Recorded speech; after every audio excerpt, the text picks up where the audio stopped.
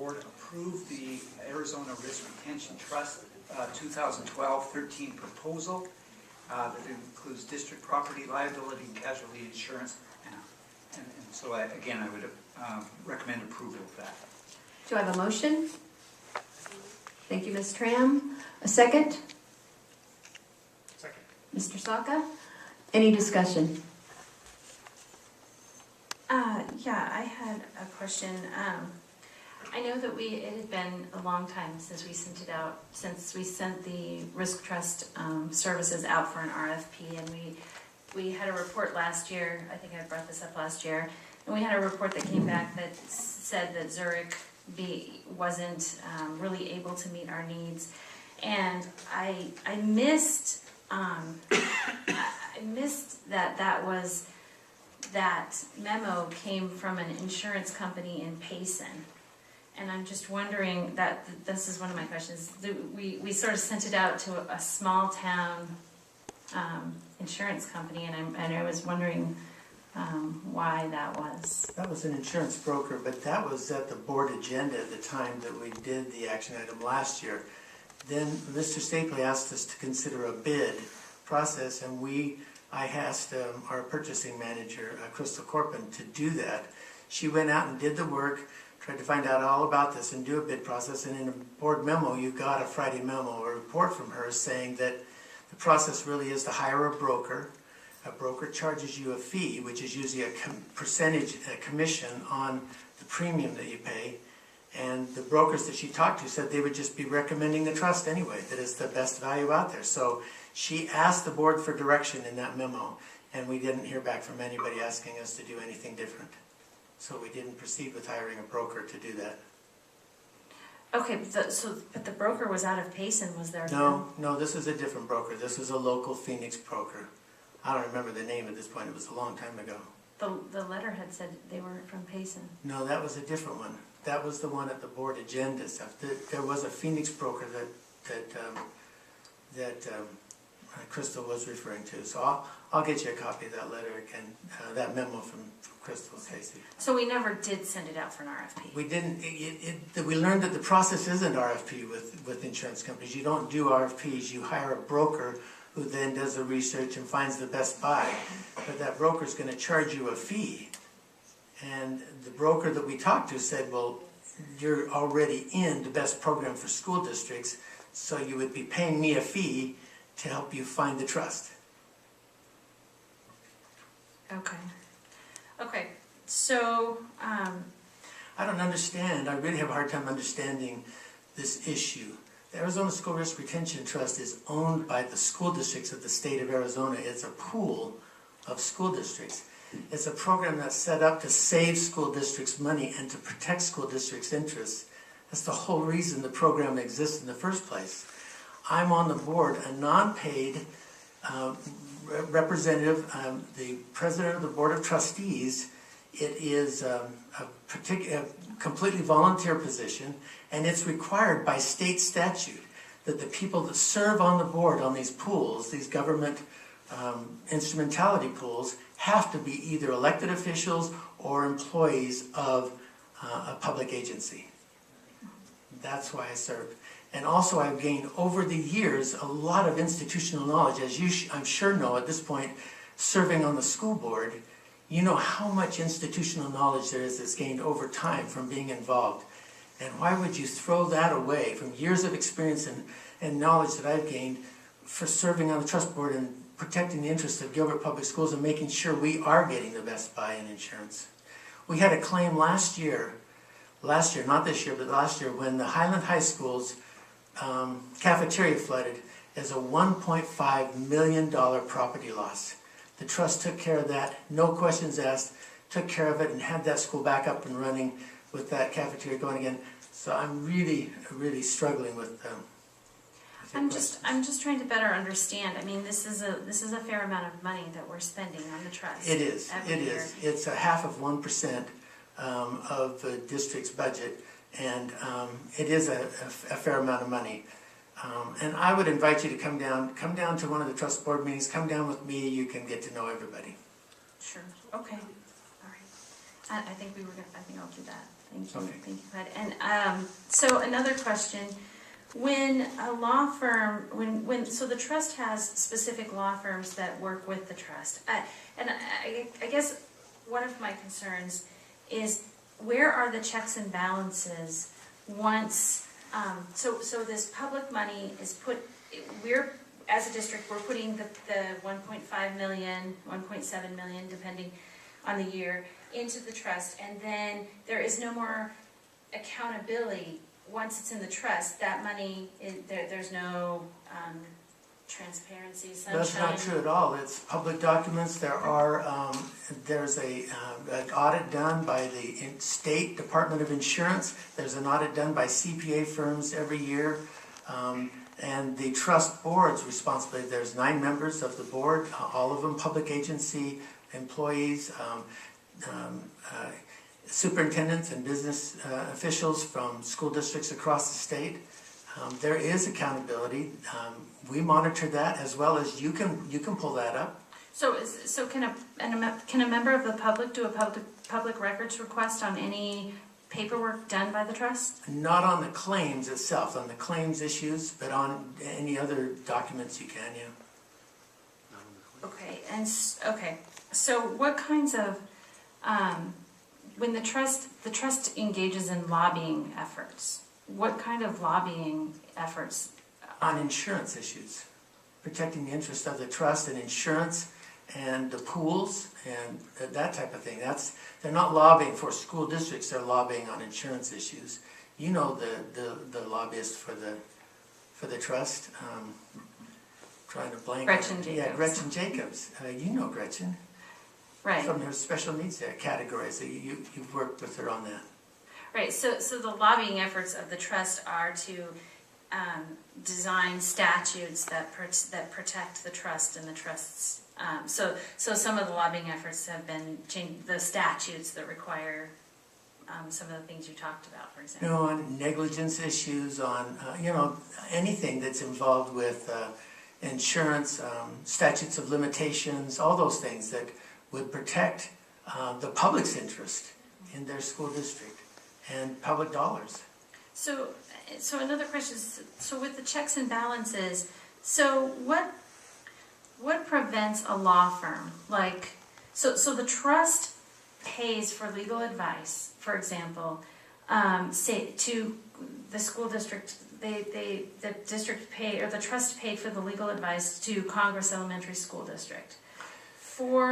The trust has a program called prepaid legal, Ms. Burke, prepaid legal, where we pay in advance, in a premium, we pay a premium to the trust that allows those administrators, that superintendent, that school board, to get advice from an attorney on school issues. The trust does not step in and control that. That's a relationship of confidence a confidential relationship between attorney and their client. Okay? So there's that, but the trust does not pay for litigation, proactive litigation.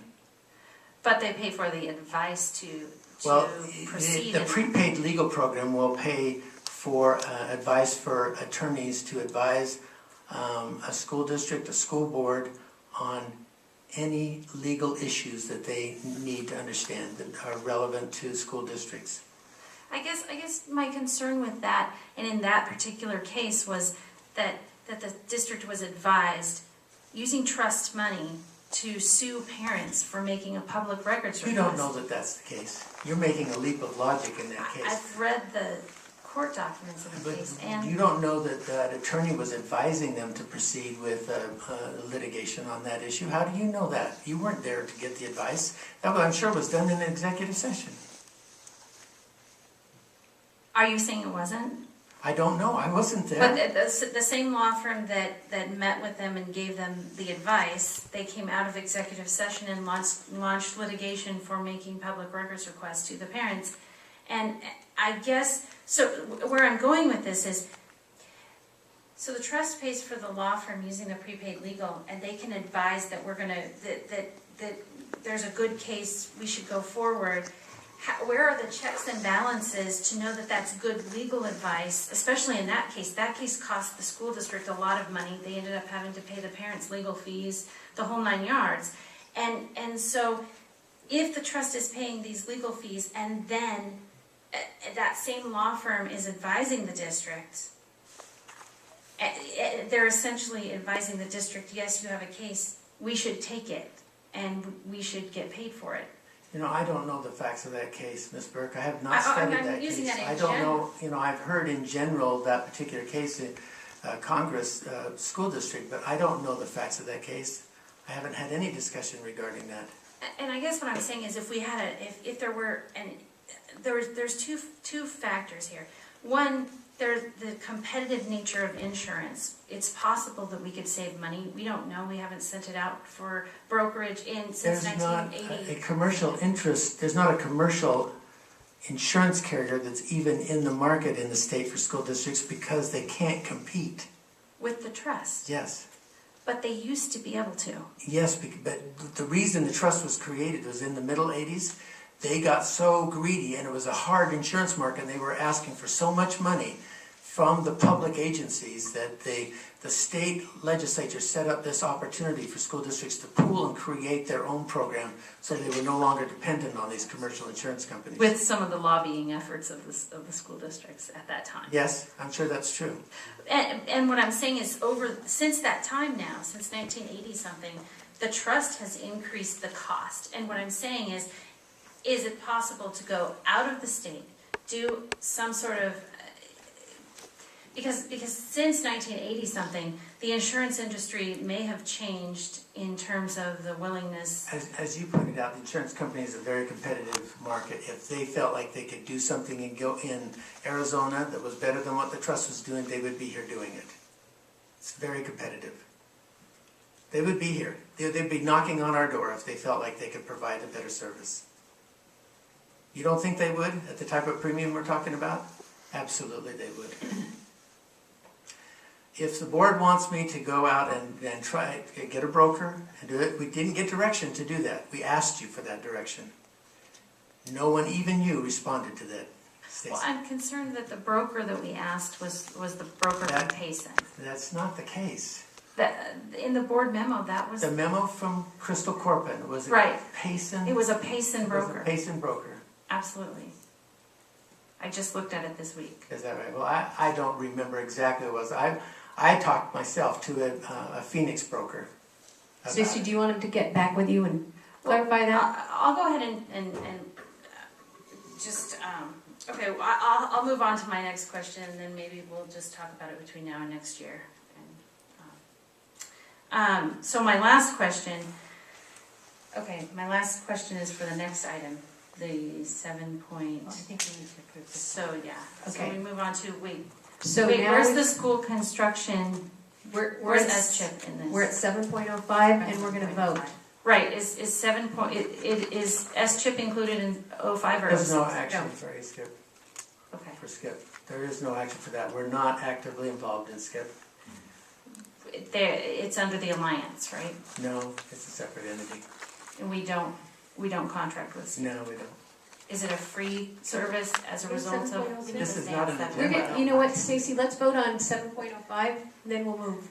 I Okay. know, I was just trying to find out if that issue is It's not part an agenda item, Stacy. Okay. All right, so, all those in favor, please vote electronically on 7.05.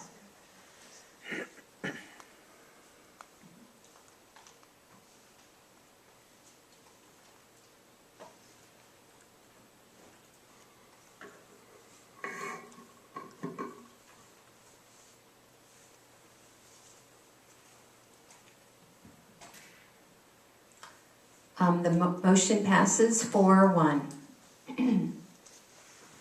Okay, moving now to 7.06, approval of the Arizona School Alliance for Workers' Compensation.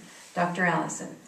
Madam President, board members, I would recommend that the board approve the Arizona School Alliance for Workers' Compensation for the 2012-13 school year for the coverage acceptance form for district workers' compensation insurance. Do you have a motion? So moved. Thank you, Ms. Tram. A second? Second. Thank you, Ms. Hollins. Any discussion? So the alliance isn't, the S-chip is not under the alliance. it's under, Going into the, okay, got it. Okay, all those in favor, please vote electronically.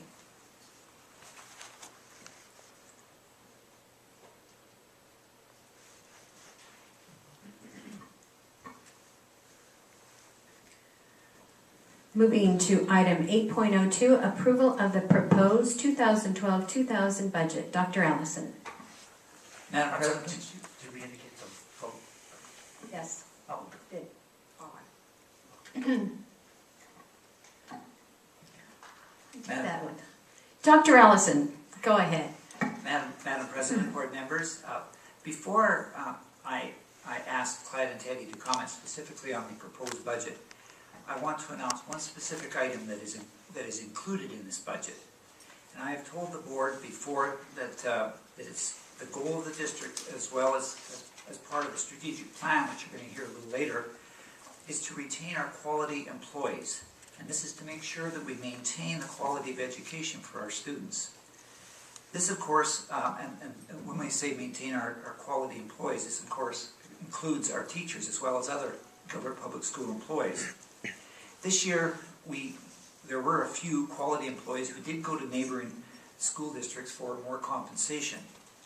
Also, it should be noted that our neighboring districts, Mesa Public Schools, Chandler Unified School District, and Higley Unified, all approved employee pay increases for the 2012-13 school year. And all of them gave at least 2% increase. Because of this, myself, along with other members of the superintendency, are recommending the following in regards to this proposed budget. First of all, a 2% stipend for all employees that will be paid over the yearly 26 pay schedules, and this will be a cost of $3 million. Teachers who are eligible will receive professional growth, which will cost $700,000.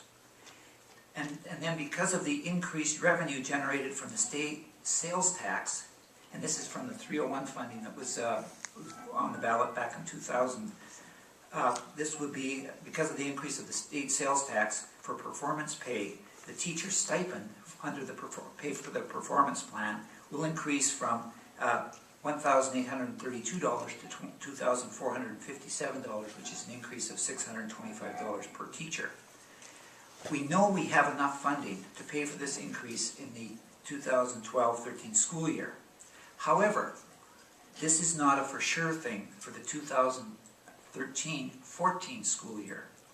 If the M&O override is defeated on November 6th and GPS loses part of that revenue source, then to continue that 2% funding could be difficult, or that 2% increase. Because of that, I would propose that if the override passes on November 6th, the 2% stipend becomes part of the salary schedules and employees will continue to receive that increase the following year. But if it fails, then that 2% stipend will not be brought forward to the 2013-14 school year. This is not a recommendation I would want to make, as I would like to recommend that the 2% increase remain in place for ensuing years. However, to be on the conservative side and make sure we protect the district's finances, that's the recommendation that I would put forward. A question might be, how is Gilbert Public Schools going to fund this recommendation? What we have found is that the carry forward for the 2011-12 school year and the anticipated carry forward for this school year is larger than we had budgeted. The reason for this is that budgeted funds in some areas, notably the capital funds, have not been spent as budgeted. And I believe this is because, and this may be an unfortunate or unfortunate thing depending on which way you want to look at it, is there's been a culture of frugality which many of the Gilbert Public Schools employees have because of the past few years of cutbacks, the employees of Gilbert Public Schools, and because of these cutbacks, there's almost a feeling of we're afraid to spend money. And that's actually even the case in my department, the superintendent's department, is that, you know, we don't make any expenditures, and that's the way it should be unless we really need it. And there's some expenditures that I thought we did need, but we didn't make this year. And again, that's true of a lot of other areas. And this culture then has produced the savings which we didn't budget for. But I would appreciate if the board could approve this proposed budget with the recommendation for this increase to help our Gilbert Public Schools dedicated employees. And overall, this recommendation will provide a much-needed increase, but offer some protection to the district's budget if the override fails.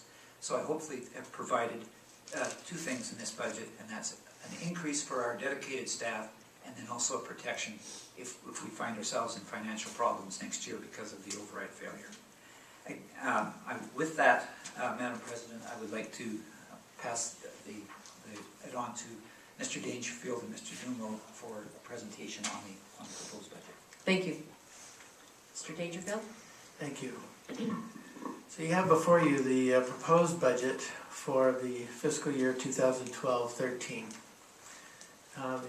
We have some budget summary expenditures, just this one page, the summary of all funds. It is available for individuals in the audience if they want to. It's on the back table, but Teddy's going to pull it up and hand it out for those that would like a copy. We have the top three items. If you would look at this page first, the first page in your report.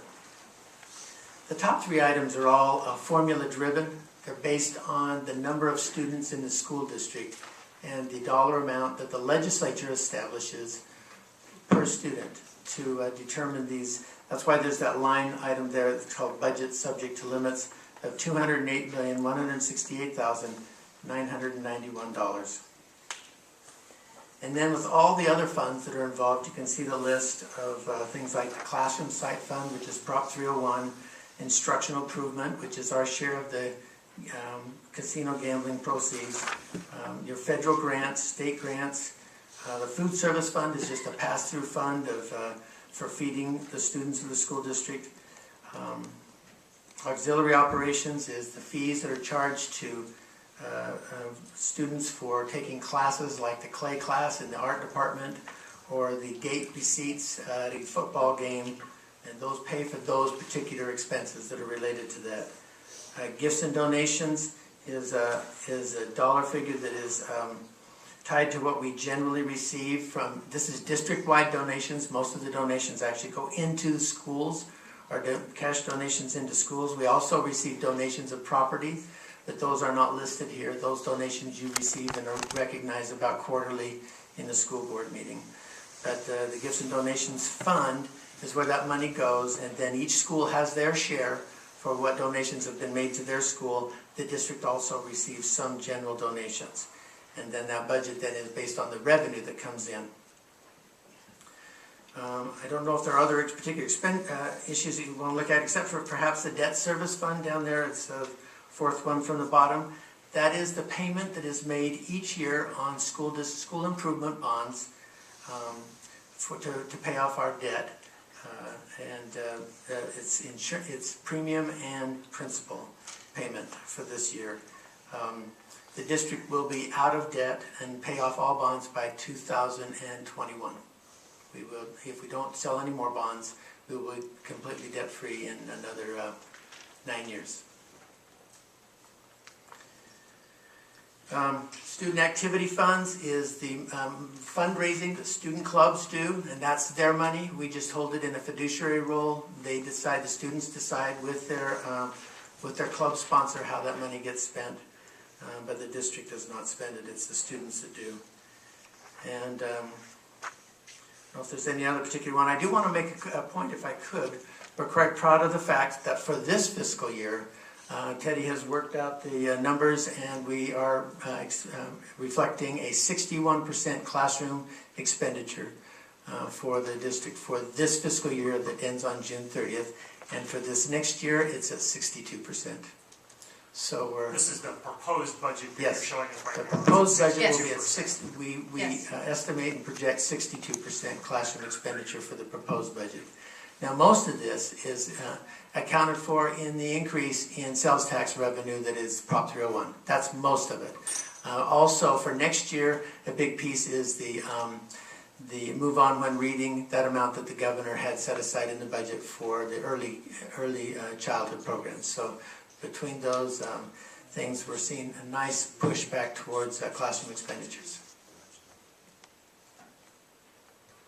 So if there's any questions, I can field that, and Teddy's here to help if we need anything else here. Do I have a motion? So moved.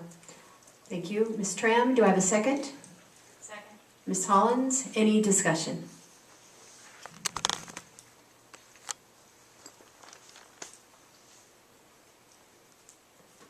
I had a number of questions, but Clyde and Teddy went through many of them earlier as the rookie up here, so I think I understand most of them. And you know, I guess my summary is from the line that says budget subject to limits down.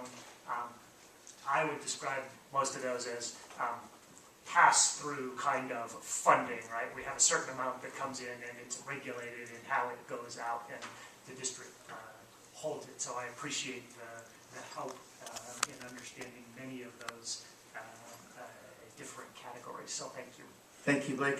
There might be one, textbooks, line there at $3,500. That's not always spent on textbook. That fund is what we collect from students for lost or damaged textbooks, and that's a replacement fund.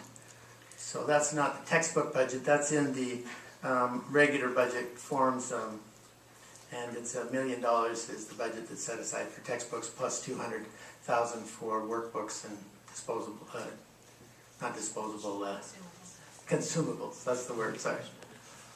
And to clarify, you meant everything below budget subject to limits? Yes, that's it. Well, so, You just said budget, so I thought. yes. Thank you. Okay, if there's... Where is the purchased services line that, I asked where the lobbying expenses would come out? Yes, And I don't see the line 8. it's purchase. page 1 of the 8. Blake asked The that worksheet's one too. page 1 of 8, there. Page 1. Line 8. No, it's of 8, I was just trying to identify the page. Down the corner it says page 1 of 8. Got it. So it's Okay. page 1 of 2. And the purchase services line is Is in the middle of the first purchase service column. It's a column, purchase service in the middle. And under central services, right? No, it's general administration. It's about 4 lines down from the top. $72,497 is the total budget in that category. $53,000 of that is for the lobbying effort. Oh. Okay.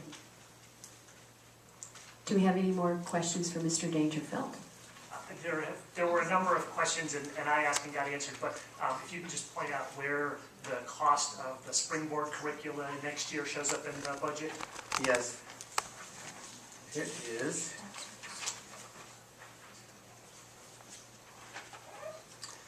It's on page 4 of 8. Down in the left-hand corner, it talks about soft capital allocation and also unrestricted capital allocation. The one that says soft capital, if you go down, it's the bottom left corner. If you go down 3 lines, it's $200,000.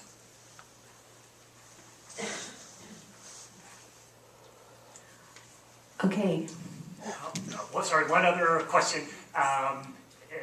There were a number of, and maybe we're going to talk about this separately, but there were a number of CBC recommendations relative to the budget and the disposition of those CBC items. Yeah. Madam President, I can Okay. answer that question. Mr. Salk is absolutely right. We actually listed many items out of the meetings that that the CBC had last year, but out of there were 24 listed that Mr. Salk asked about in terms of non-classroom reduction recommendations from the CBC. In regards to that, we meaning the budget committee as well as the superintendency, have studied those recommendations, and there are at least three of them that have been implemented. For example, eliminate outsourcing of the speech language pathologist, the occupational therapist, and the physical therapist. Another one was the eliminating of the innovative kindergarten.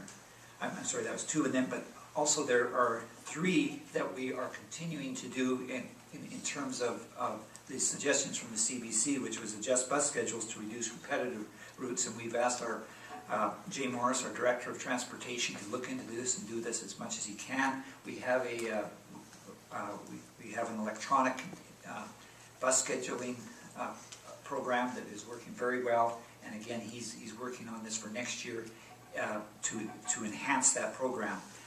Making sure purchases are efficient and cost less. And I'm pleased to report that with the employment of Crystal Corpin as the manager of purchasing last fall, that has certainly added to the enhancement of purchasing in this district. She keeps a very close eye on that and makes sure that we're not only legally right, but we're also in terms of the purchasing is done with the best in degrees of the expenses and the costs of those purchases. And another one was the increased efficiency of copying and reduce copying costs. Again, we've looked at that as an ongoing thing, or as an ongoing concept that we're working on. Mrs. Bernard is in charge of that area, and I know that she's worked with those people in the print shop to make sure that that's happening. In regards to some of the other ones, and I can give you some specific examples if you'd like. A lot of them are still being analyzed and looked at, and a couple have been rejected in terms because they just aren't going to work. Now, for example, the outsourcing of custodial services is one we're still analyzing. There was in the CBC there was a cost saving noted of about $400,000 if we did that. I'm still looking at that. I'm reluctant to move forward with that really quickly because of some of the aspects of outsourcing.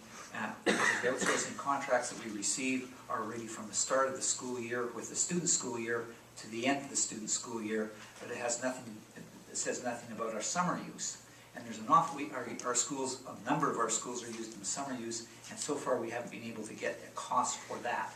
And that certainly could add to the cost of the outsourcing, because that would be over and above the regular contract. So again, we're still looking at that one. Another one is charge transportation fee. That would be charging students to ride to our school buses. If we did that, we would be the first school district to do that in Arizona. I'm not aware of any other school districts that do that, and I don't think that would probably be looked upon very kindly by our parents whose students do ride the bus, and also in terms of the whole community. I think that's a service that is being enshrined not only in the culture of Gilbert Public Schools, but all of Arizona and the United States in terms of providing bus transportation to schools. Another one would be installation of solar panels to lower utility costs, and a very good suggestion. But what we've found is that as you know, being a parent of Campo Verde, Campo Verde has about 25% of its power is from solar panels that be installed on the roof, and we did that because we got a grant from SRP for $1 million to do that. Unfortunately, those grants have pretty well dried up. We just can't get them anymore. We've applied for some and looked for some, but they're just not forthcoming. And in terms of a cost analysis of going ahead and installing solar panels on our dime or on our money, the cost analysis just isn't in terms of the rates we're getting right now. It just wouldn't be a feasible thing. I would be reluctant to recommend that to the board because of the cost. Again, those are some examples. If you want some more specific ones, I'd be glad to give them to you. And like I said, we studied them. I guess so my request would be, before we approve the budget in 2 weeks, that we just, in the next board memo, that we have the disposition of each one of these items, so that we make sure, relative to the community that took the time to provide the inputs, that we have specifically and publicly dispositioned each one of those. Absolutely, that's fine. Like I said, we have that information, and I just. You shared most of it with me earlier. I don't need to go through all of them now. Yes. But I want to make sure that we do communicate that publicly. Absolutely, to all the board members. And I have a question. The solar panels reminded me of something I read about Higley, is that when SRP installed the solar panels, there was a higher rate charged for the electricity. Did that happen here in Gilbert as well? It did not. That's why we went forward with ours. We actually ended up with we're paying 9.5 cents per kilowatt hour in Gilbert with most of our energy. And we got a 7-cent rate locked in for 20 years on those solar panel, the energy we got off the solar panels at Campo Verde. Those kinds of deals just aren't out there right now, and that's what happened to Higley, is they ended up doing one that's costing them more than for the energy than what they would have paid just by buying it from SRP.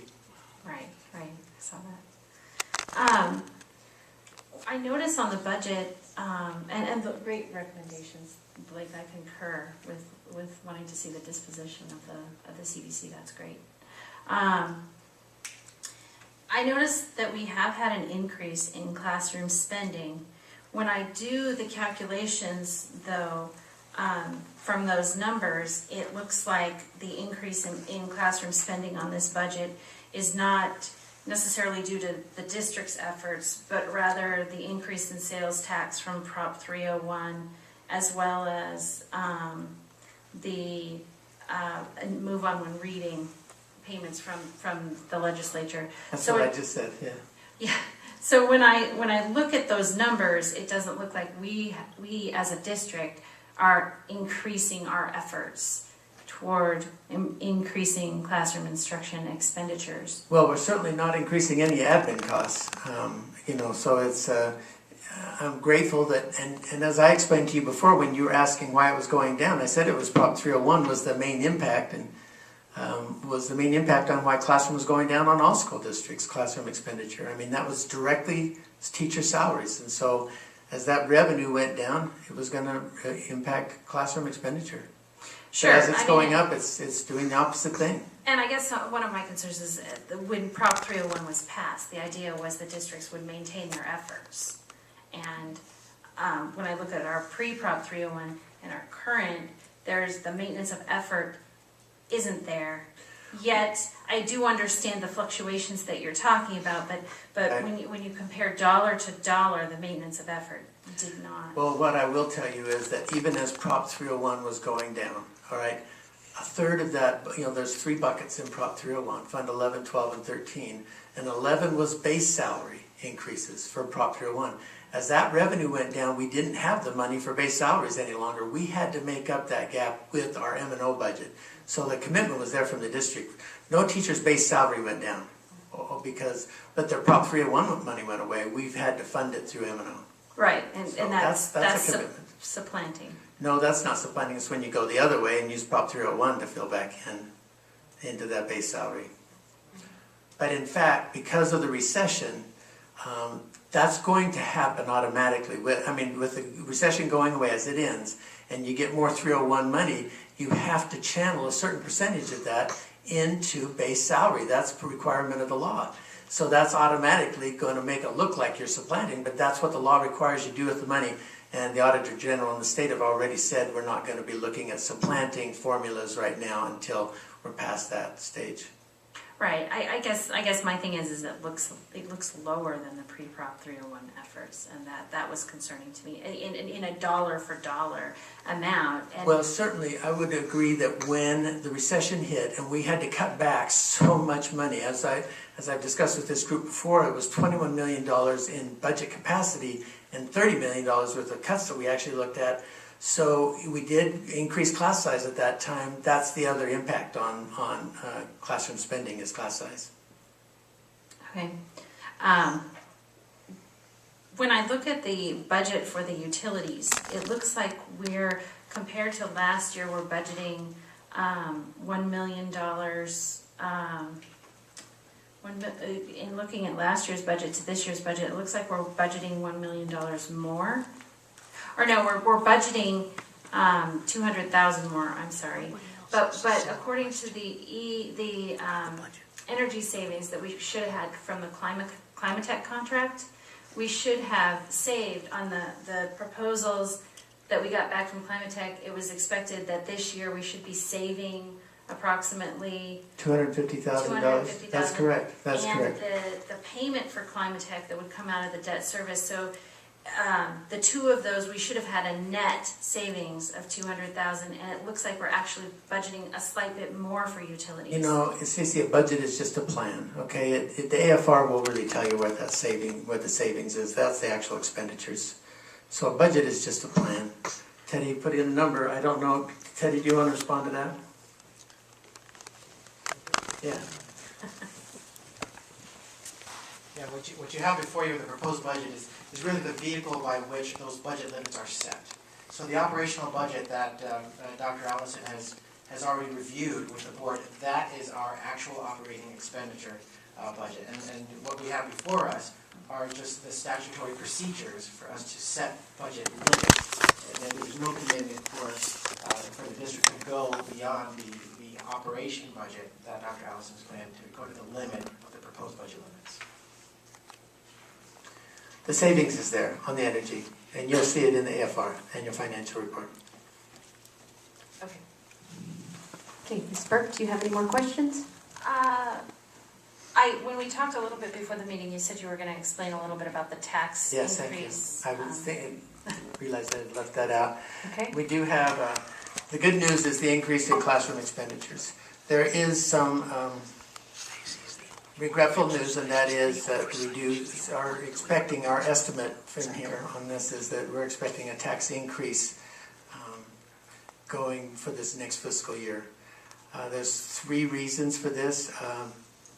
Property values in the valley have decreased by 11%, and so the district still has its budget. That we're not like the town or the county where you set a property tax rate, then you get whatever revenue it comes in from that.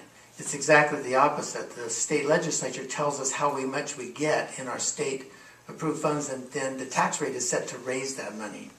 And so as property values go down, you have to increase the tax rate to pick up the same dollar amounts.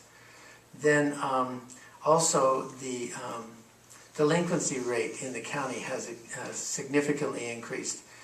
They used to run at 3.5% to 4% delinquency. By the end of the fiscal year, there was about 3.5% to 4% property tax that hadn't been collected. They're at slightly over 10% right now in delinquent property tax. Now that tax will all eventually be collected, because you can't close on a house without making sure the property taxes are current. So as houses change hands, those kinds of things, those taxes will be brought current. But that delinquency rate is impacting the tax rate for this next year.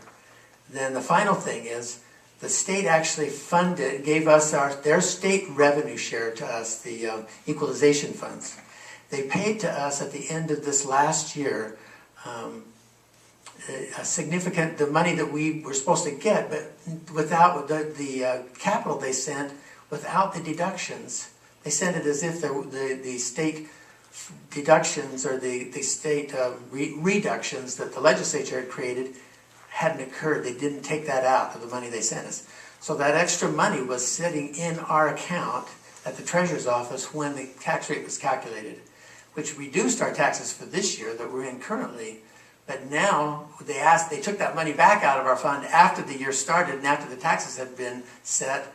And so now we're having to make up for that amount of money that was removed, because it's less that in our account this year. So we're having to make it up by increasing the rate. Property tax. Yeah. And it was how much? I don't know the dollar figure, Stacey. I wish you'd asked me that before, because I could have gotten the exact figure, but I don't have it on the top of my head. But it was a significant amount of money. But roughly, Teddy, do you have any idea? The state reduction that occurred was $9.5 million. $9.5 million.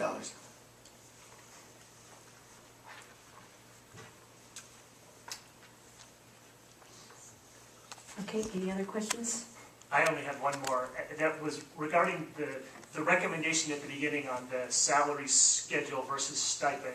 So I'm just not clear, does that then require further board action after the election in November? Or what's in the budget versus what will require future action?